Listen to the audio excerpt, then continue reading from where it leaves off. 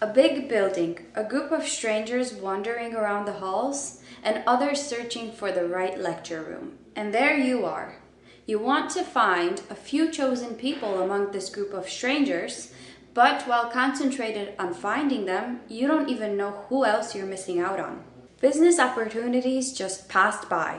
I know that you know what I'm talking about. Networking on the spot, at random, goes hand in hand with a big risk of failing.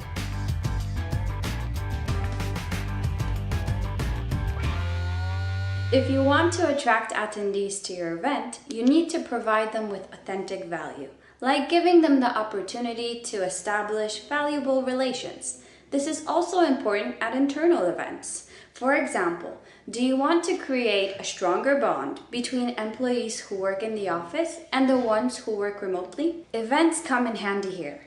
What could be done to improve all of these processes, decrease the risk of failing, and increase the chances of your event being successful? I mentioned that technology can help you in almost all my episodes. In this case, it's not any different. In one of our previous episodes, we spoke about our built-in chat.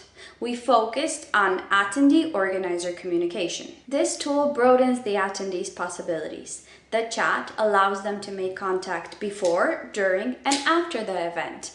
It can be used in various ways, like establishing business relations and maintaining them, or simply conversing about topics connected with the event.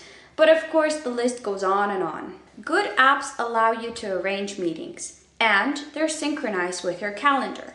Of course, if you know who is attending the event, you can do this in a more traditional way, via LinkedIn or simply by sending an email.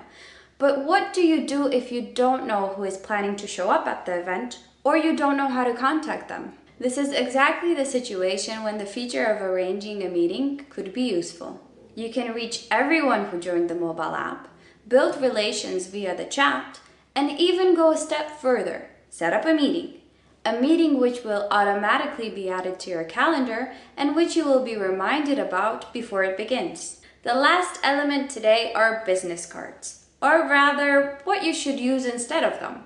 You must know this feeling when you lost the most important one of them all, or when you want to give someone your card, but you ran out. It is safe to say that nowadays this is outdated technology. Exchanging contacts is much easier with the use of a mobile app or scanning a QR code. All of you have your phones with you anyway, so you don't have to carry any additional items. That way, the risk of losing contact details is at its minimum and you're not wasting any paper. This topic is way too long to fit in one short video, so stay tuned for the next episode where I will continue to talk about building relations at events. Believe me, it's worth it. So see you then.